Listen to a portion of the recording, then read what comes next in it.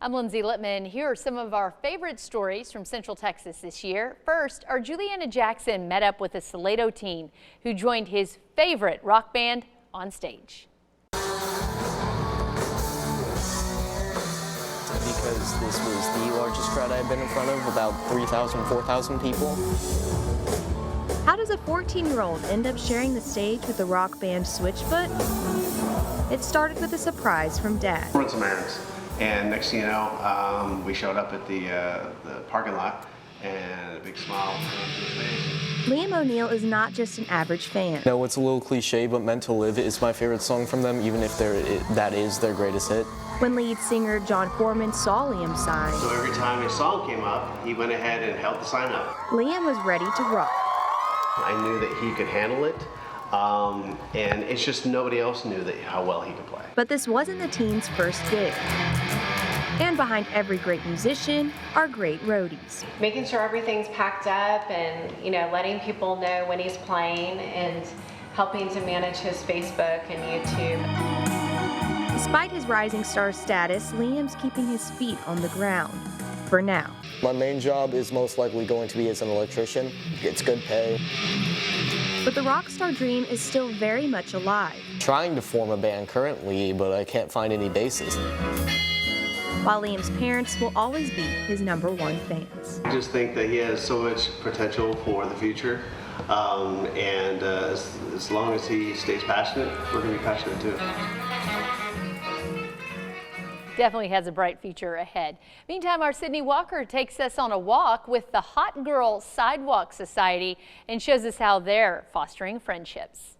Hi, you look so cute. The decision to start the Hot Girl Sidewalk Society I had started talking to the girls here about it, and I was like, I think I want to do this. was sort of spur of the moment. And then 2 days later, I posted about it. Here we are. Amanda Hewling runs Amanda K. Brow Studio in downtown Temple. No, I do brows. I talk to women all day, every day. Conversations with clients revealed a gap in society. I really just sensed this hunger for community. And at the first meeting, I'm so glad to be here. I missed the last two. I know.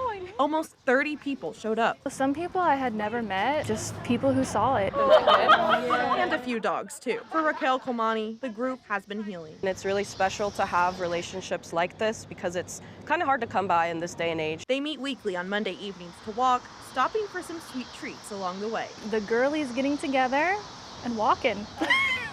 Sometimes with a cute little drinky. The concept is simple, but effective. It's really nice to be able to kind of let our guards down, and there's strength in numbers, so walking around with everyone is just really healing. Hewling said they're forming a bond and establishing a community. I'm starting to see some of the same people show up each week, and it's like, oh my gosh, it's cool. Something she says a lot of women are missing in their lives. A lot of women have been after school or after college, I just don't know how to find friends. The group provides a space outside of school or work to stroll into sisterhood.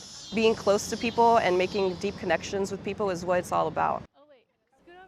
Sure is. And finally, after 3 decades, a Texas woman has officially been recognized among Texas's most influential women. Christine Nix made history back in 1994 when she became the first African-American woman to be promoted to the Texas Rangers Division. Our Adriana Alexander has her story.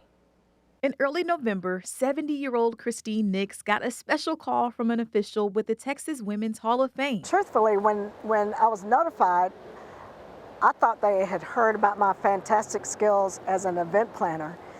But instead, she found out she'd earn a place among those honored, and she'd been chosen to be inducted. That night was awesome, mainly and primarily because my children were there, both my adult children were there. It was almost overwhelming to see the number of people absolutely engaged while I was giving my speech. Her journey to this point was no cakewalk, as the 1970s was a much different time for Nix when she started her career in law enforcement.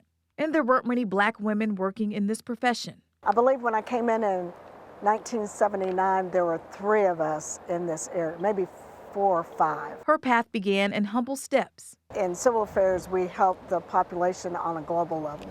And so that's what drew me to law enforcement. After working in local law enforcement for a number of years, Nix decided to take her efforts to the next level. Governor Richards had put forth a proposal that DPS and the Rangers needed to hire more women.